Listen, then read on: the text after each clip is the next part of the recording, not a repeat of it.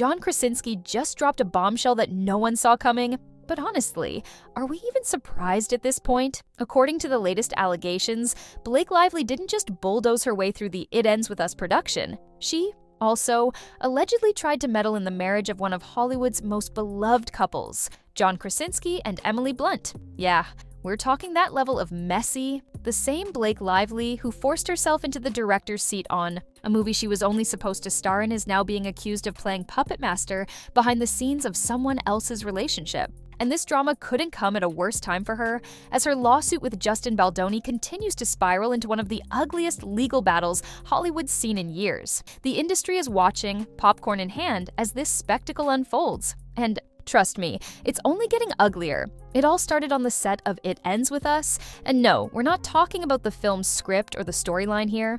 That the publicist was planting stories about him. He's got receipts. His lawyer was just responding publicly to what she initiated. Literally moments ago, Baldoni's attorney...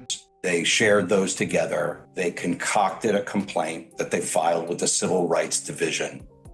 They omitted texts that would have provided context. We're talking about the behind-the-scenes chaos where Blake Lively allegedly took control of the entire production, yanking power right out of Justin Baldoni's hands. Sources from the crew claimed that Lively wasn't content with just playing the lead role. Oh no, she wanted the whole thing. Every creative decision, every camera angle, every line delivery. She reportedly inserted herself into meetings meant for the director, overruling Baldoni's calls and making it impossible for him to run the show the way he originally planned. Insiders say the set quickly turned toxic, with morale hitting. And that really they're bored and rich. Another circumstance that made me see right through Ryan Reynolds and the kind of person that he is, when despite being friends with Joe Alwyn, who dated Taylor Swift for 5 years. She's best friends with Blake Lively. There's just so much more to this story, and the media's already like self-flagellating. Oh, we were too mean to Blake. And now you see text messages from Blake Lively comparing herself. She's the mother of dragons in Game of Thrones, that she too has her dragons, Ryan Reynolds and Taylor Swift. Rock bottom as cast and crew were forced to navigate Lively's alleged diva behavior. One crew member even described the vibe as walking on eggshells, because any disagreement with Blake was a fast track to being iced out of the process completely. And let's be real, when the star of the movie decides they know better than the actual director, that's not collaboration, that's a hostile takeover. The fallout from Blake's behind-the-scenes power grab didn't stay quiet for long. In December 2024, Lively officially filed a lawsuit against Baldoni, lobbing heavy accusations his way. You did not know both of their lawsuits had been consolidated into one legal showdown instead of these two separate lawsuits. The kind of lawsuit that is full of evidence, documents, which prove exactly what she did to take over the movie. She claimed that Baldoni had created a hostile work environment, accusing him of SH and of launching a targeted smear campaign to discredit her. But if Blake thought Baldoni was going to roll over, she was dead wrong. Baldoni came back swinging, with a countersuit so big it made headlines on its own. $400 million. That's the number he slapped on the damages, accusing Blake, her husband Ryan Reynolds, and even their publicist of defamation, civil extortion, and a deliberate effort to destroy his reputation and career. They worked with the New York Times. Her publicist worked directly with the New York Times. They shared illegally obtained text messages. Well, she filed a civil rights complaint in Los Angeles, and then within 24 hours, the New York Times had the scoop. They published the complaint in its entirety, and it looked suspicious. According to Baldoni's legal team, this wasn't just about creative differences. It was about calculated sabotage. The countersuit painted a picture of Blake as someone who not only seized control of the project, but then tried to bury anyone who pushed back. And the worst part? It worked. Because Baldoni's career took a direct hit almost immediately. You know the drama's bad when Taylor Swift's name gets dragged into the middle of it?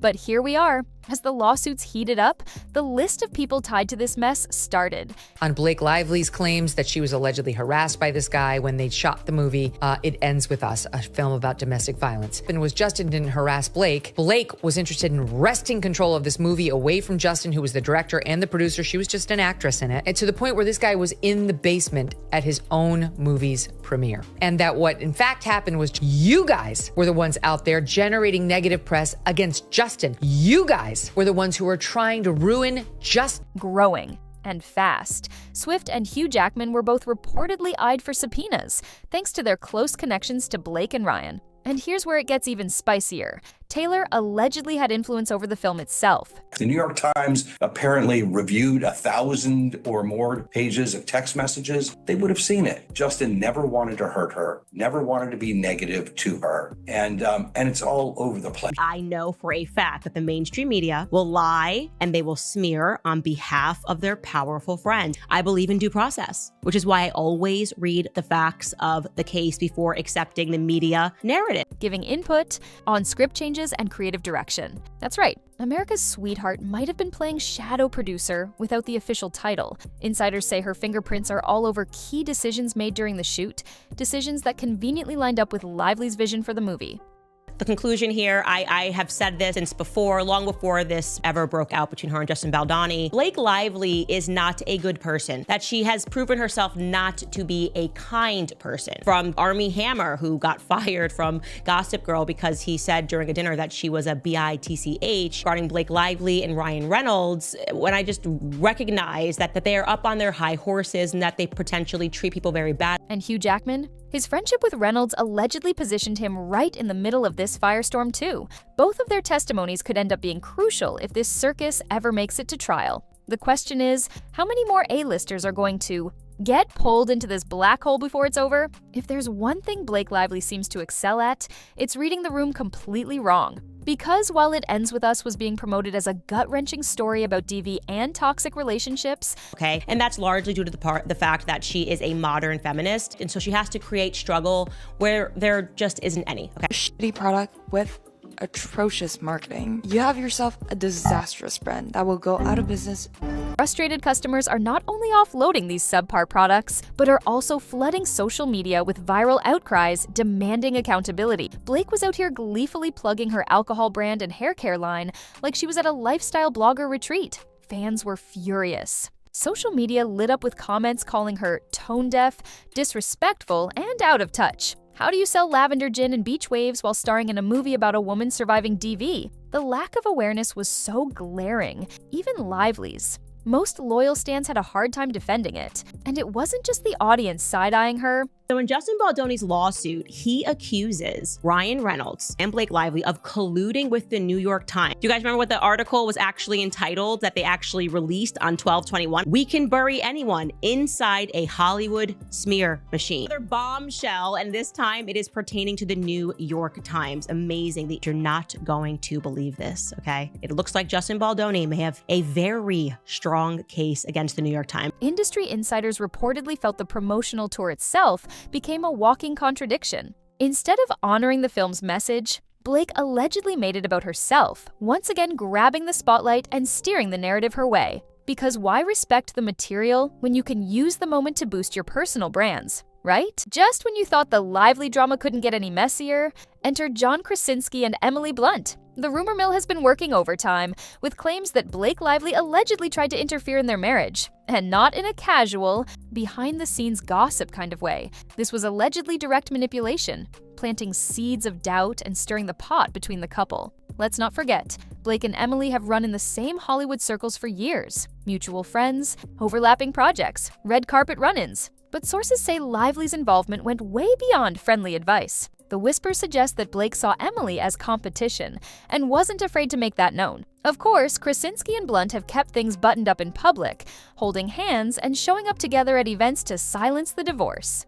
talk. But even their best PR efforts haven't fully killed the rumors. And let's be honest, smoke usually means fire. The ripple effects from this disaster haven't just been splashed across gossip blogs. They've slammed straight into beaux, careers, reputations, and the future of multiple A-listers. And at the center of it all, Blake Lively, sitting in the eye of the storm, seemingly unfazed while everything around her catches fire. The first major casualty in this mess, Justin Baldoni himself. Almost immediately after Blake's harassment, accusations hit the press. Baldoni was unceremoniously dropped by his talent agency. No warning, no investigation, just cut loose. Some insiders have called it performative damage control, arguing that the agency jumped ship way too soon, especially considering Baldoni's $400 million countersuit that laid out a completely different version of events. His lawsuit didn't just fire back, it scorched earth, accusing Blake, Ryan Reynolds, and their PR machine of engineering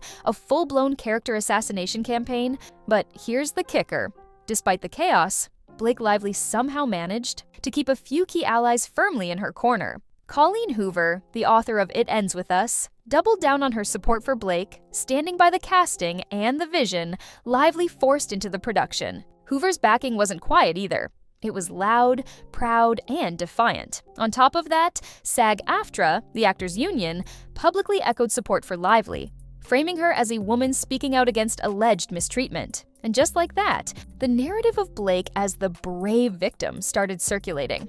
But not without pushback, because behind the scenes, the tone is a lot less forgiving. According to multiple reports, directors, producers, and studio heads are now quietly asking the same question. Is working with Blake Lively worth the risk?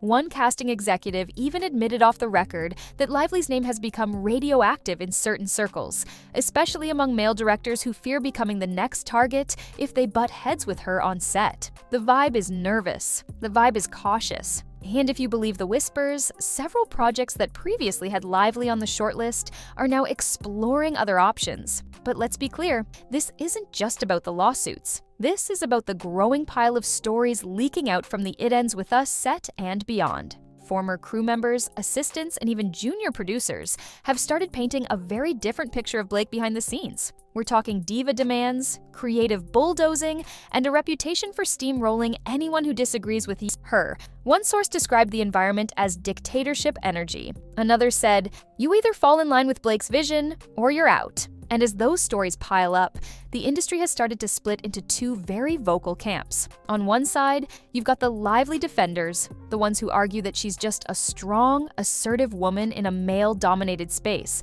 fighting for creative control like so many male actors have done before her without being labeled difficult. They frame her as bold, unapologetic, and unwilling to play nice just to keep the peace. But on the other side, you've got the people who aren't buying that spin at all. To them, Blake isn't fighting for empowerment. She's allegedly playing dirty, manipulating situations, leveraging her influence, and pulling whatever strings she needs to in order to stay on top. One industry insider put it bluntly, there's a difference between standing up for yourself and stepping on everybody around you to get your way. The worst part? Even some of Lively's former defenders are allegedly starting to distance themselves. There's talk that a few high-profile collaborators have been quietly backing out of future partnerships, citing scheduling conflicts and creative differences. But the rumor mill says it's all about not wanting to be caught in the crossfire if this legal disaster keeps blowing up. And let's not forget about the PR nightmare surrounding Ryan Reynolds. With his name now tied to the countersuit and accusations that he helped orchestrate a smear campaign against Baldoni,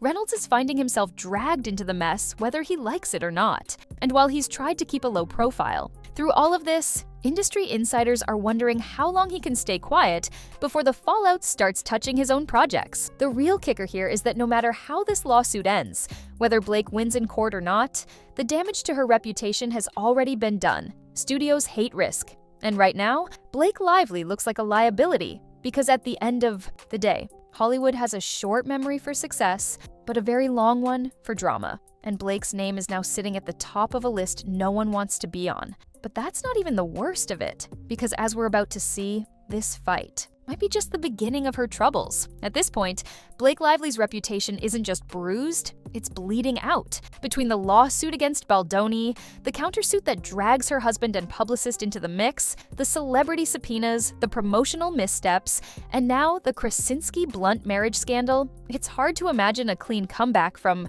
this. Hollywood loves a redemption arc, but this feels different. This feels personal. The The power plays, the takeover, the alleged sabotage. It all paints a picture of a star who refuses to share the stage, no matter the cost. And as the legal battle heads toward what could be a brutal trial, one thing is clear: this fight is far from over. The question isn't whether Blake Lively will win or lose, it's how much more damage she'll do along the way.